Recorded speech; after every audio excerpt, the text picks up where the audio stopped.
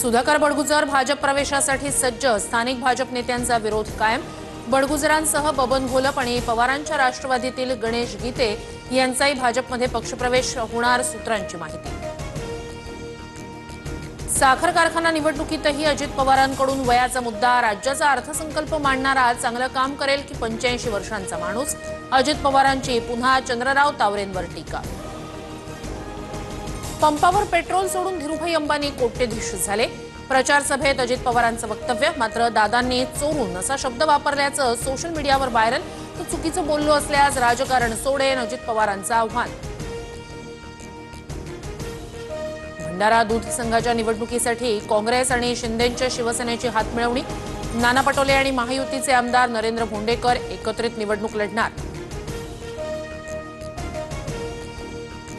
भरत गोगावलेंनी रश्मी ठाकरेंवर टीका केल्यानंतर शिवसैनिक आक्रमक। गोगावलेंनी निवडणुकीपूर्वी अघोरी पूजा घातली, पूजेसाठी गुवाहाटीच्या बगलामुखीतून महाराज आणले, वसंत मोरे यांचा गंभीर आरोप।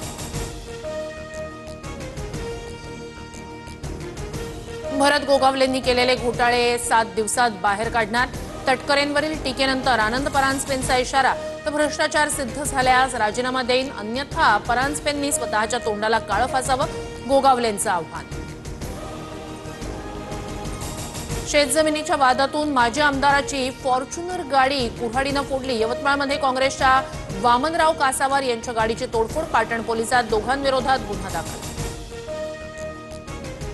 यंदाही पंढरपूरला जाणाऱ्या वारकऱ्यांना टोल माफी मिळणार, 18 जून ते 10 जुलै दरम्यान वारकरी, मानाच्या पालख्या, भाविकांना टोल माफी, सार्वजनिक बांधकाम विभागाचा निर्णय।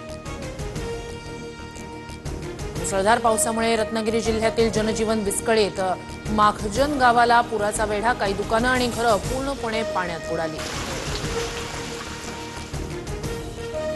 वाशी सेक्टर 17 मधील प्लाझाची भिंत खचली, काही सेकंदातच भिंत कोसळल्यानंतर एक व्यक्ती सुदैवानं वाचला, अनेक वाहनांचं मोठं नुकसान।